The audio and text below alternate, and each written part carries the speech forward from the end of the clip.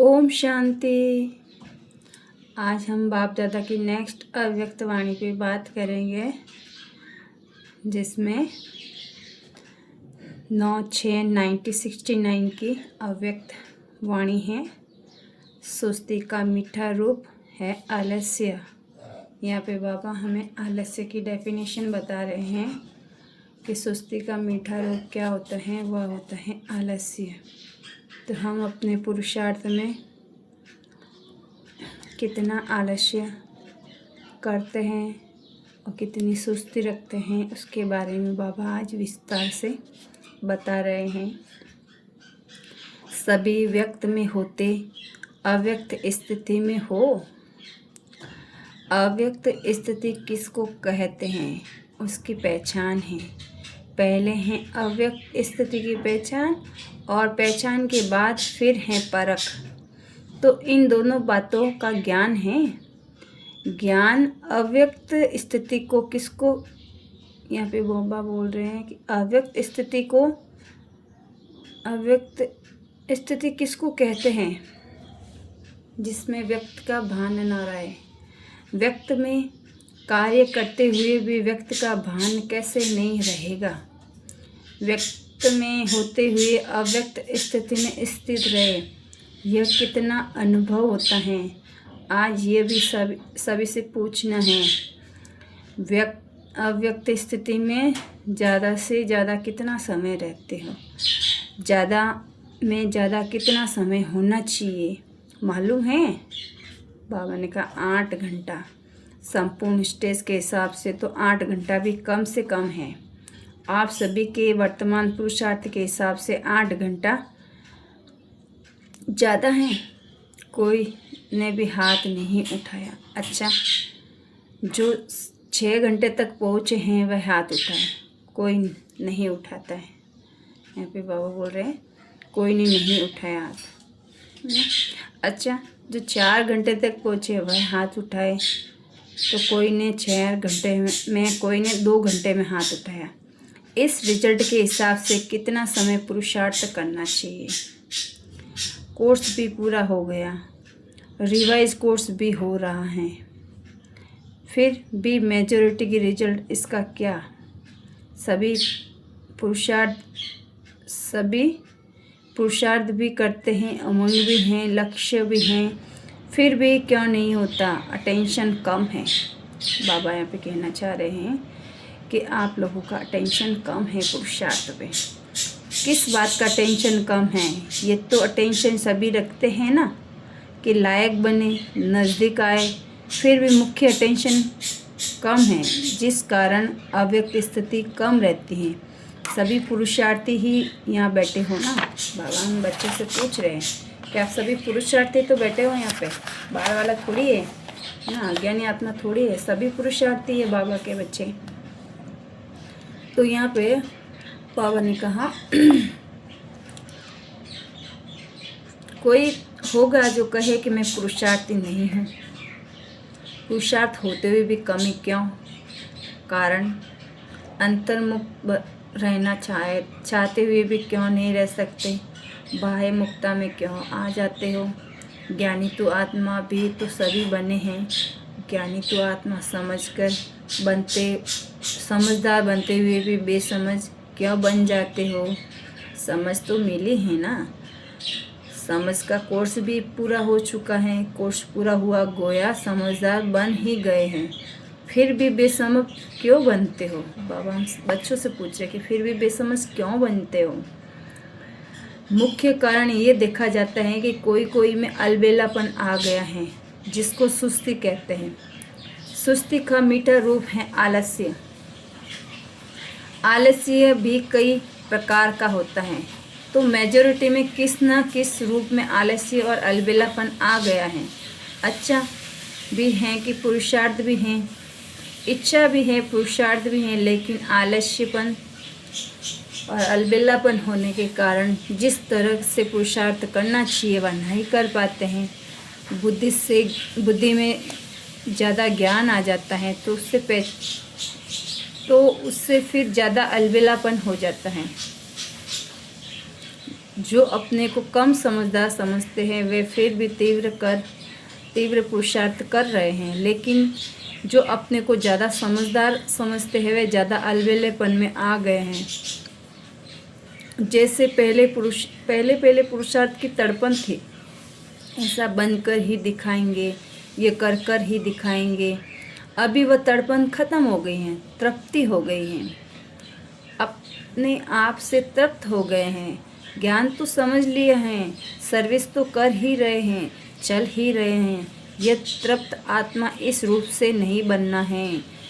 बाबा हम बच्चों से ये कहना चाह रहे हैं कि आपने ज्ञान समझ लिया और सर्विस करे, इसका मतलब ये थोड़ी है कि आप तृप्त मतलब आप संपूर्ण बन गए। तो आपकी आत्मा को तृप्त इस तरह से नहीं करना है कि मतलब हम ज्ञान सुन रहे हैं, सर्विस कर रहे हैं तो हम तृप्त हो गए, इस तरफ से तृप्त नहीं करना है। बाबा बोल रहे हैं कि पुरुषार्थ में तड़प होनी चाहिए। जैसे बांदेलियाँ तड़पती है ना, तो पुरुषार्थ भी तीव्र करती हैं, और जो बांदेलियाँ नहीं वह तृप्त होती हैं तो अलबेला हो जाते हैं। ऐसी रिजल्ट मेजॉरिटी पुरुषार्थी की देखने में आती है। हमेशा समझो कि हम नंबरवार पुरुषार्थी बन रहे हैं, वह बन नहीं गए हैं। तीनों कालों का ज्ञान बुद्धि में होने के से अपने को ज़्यादा समझदार समझते हैं, पहले भी सुनाया था कि जहाँ बालक बनना चाहिए वह मालिक बन जाते हो, और जहाँ मालिक बनना चाहिए वह बालक बन जाते हो। तो अभी बच्चे रूप का मीठा मीठा पुरुषार्थ तो कर रहे हैं, राज्य के अधिकारी तो बन गए हैं, तिलक भी आ गए हैं, लेकिन ये ढीला और मीठा पुरुषार्थ अभी नहीं चल सकेगा। जितना शक्ति रूप में स्थित होंगे तो पुरुषार्थ भी शक्तिशाली होगा। अभी पुरुषार्थ शक्तिशाली नहीं तो ढीला है। पुरुषार्थी तो सभी हैं, लेकिन पुरुषार्थ शक्तिशाली हो जाने चाहिए, वह शक्ति पुरुषार्थ में नहीं भरी है। सवेरे उठते ही पुरुषार्थ में शक्ति भरने की कोई न कोई पॉइंट सामने रखो। अमृत वेले जैसे रूह रिहान करते हो, वैसे ही अपने पुरुषार्थ को शक्तिशाली बनाने के लिए भी कोई न कोई पॉइंट विशेष रूप से बुद्धि में याद रखो। अभी विशेष पुरुषार्थ करने की आवश्यकता है। साधारण पुरुषार्थ करने के दिन अभी बीत रहे हैं। जैसे विशेष फंक्शन आदि प्रोग्राम रखते हो ना, वैसे अब यही समझना है कि समय थोड़ा है, उसमें विशेष पुरुषार्थ का प्रोग्राम रखना है। ये विशेष पुरुषार्थ करने का लक्ष्य रख आगे बढ़ना है। अगर ऐसी ढीली रिजल्ट में होंगे तो आने वाली परीक्षाएं हैं कि उसकी रिजल्ट क्या रहेगी। परीक्षाएं कड़ी आने वाली हैं, उसका सामना करने के लिए पुरुषार्थ भी कड़ा चाहिए। अगर पुरुषार्थ साधारण तो परीक्षा कड़ी, तो रिजल्ट क्या होगी। अच्छा, आज तो गोपों से मुलाकात करते हैं, अपने पुरुषार्थ में संतुष्ट हो। चल तो रहे हैं, लेकिन कितनी परसेंटेज में। जो समझते हैं कि हम 84% यानी 85%, जो समझते हैं हम 75% श्रीमत पर चल रहे हैं, वे हाथ उठाएं।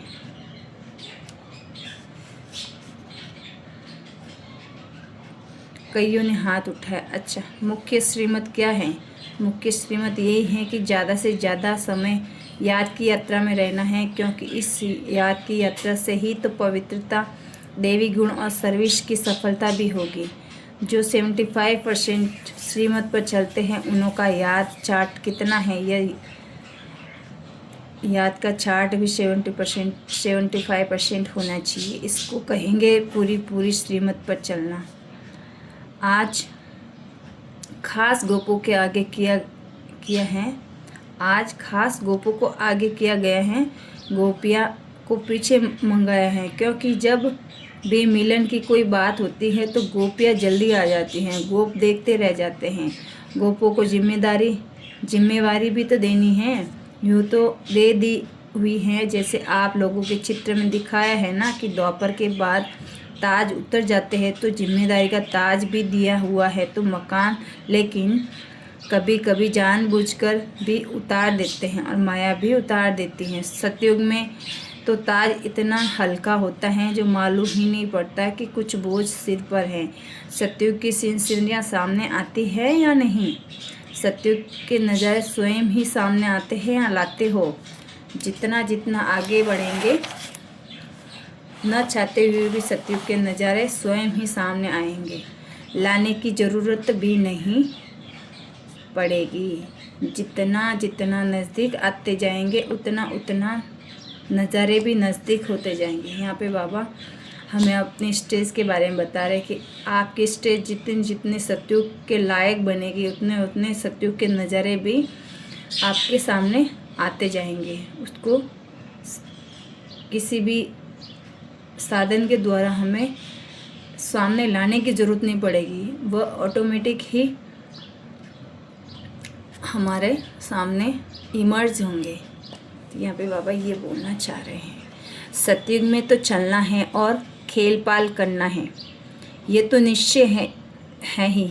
आज जो भी सभी बैठे हैं उनमें से कौन समझता है कि हम श्री कृष्ण के साथ पहले जन्म में आएंगे, उनकी फैमिली में आएंगे, वह सखी सखा बनेंगे, वह तो स्कूल के साथ साथी बनेंगे। जो समझते हैं तीनों में से कोई ना कोई ज़रूर बनेंगे, ऐसे निश्चय बुद्धि कौन है? सभी ने हाथ उठाया।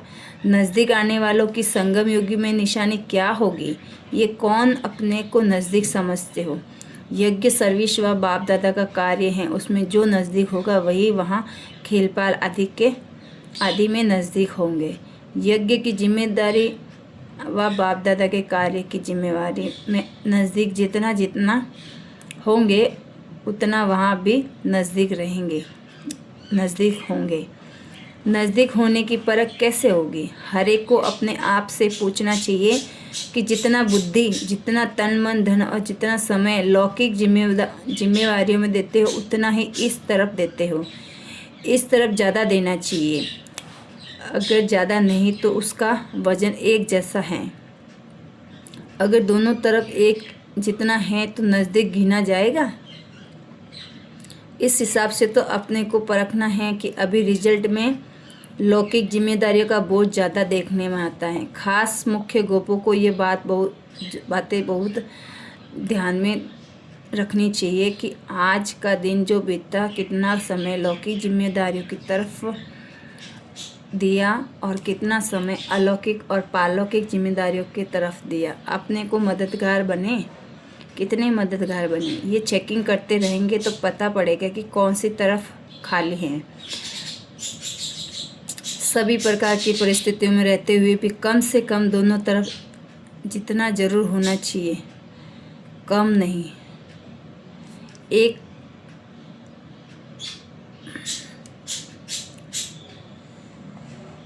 उस तरफ कम हुआ तो हर्जा नहीं, इस तरफ कम नहीं होना चाहिए। फिर लौकिक जिम्मेदारियों की कमी को भी तो ठीक कर सकेंगे। परमात्मा से व्यवहार भी सिद्ध हो जाता है। कोई कहते हैं पहले व्यवहार को ठीक कर परमात्मा में लगे, ये ठीक नहीं है तो यह खास ध्यान रखना चाहिए। खास गोपों में बाप दादा की उम्मीद है जो गोप ही पूरी कर सकते हैं, गोपियों से नहीं हो सकते। वह कौन सी उम्मीद है? पांडवों का मुख्य कार्य यही है कि जो कई प्रकार के लोग, कई प्रकार की परीक्षा समय प्रति समय आने वाली हैं और आती भी रहती हैं, तो परीक्षा और लोगों की परख यह विशेष गोपों का काम है। क्योंकि पांडवों को शक्तियों की रखवाली करनी का मुख्य कार्य है। शक्तियों का काम है तीर लगाना, लेकिन हर प्रकार की परीक्षा और लोगों को परखना और शक्तियों की रखवाली करना पांडवों का काम है। इतनी जिम्मेवारी उठा सकते हो या शक्तियों की रखवाली की आपकी आवश्यकता है? कहाँ कहाँ देखने में आता है पांडव अपनी रखवाली और औरों से उम्मीद रखते हैं, लेकिन पांडवों की अपनी रखवाली के साथ साथ चारों ओर की रखवाली करनी है। बेहद में सृष्टि होनी चाहिए, बेहद में दृष्टि होनी चाहिए, न कि हद में। अगर अपनी रखवाली नहीं करेंगे तो फिर औरों की मुश्किल ही हो जाएगी। अच्छा। ओम शांति। आज की अव्यक्त वाणी ये समाप्त होती है। फिर उसके बाद में हम आगे नेक्स्ट वाणी पे बात करेंगे। ओम शांति।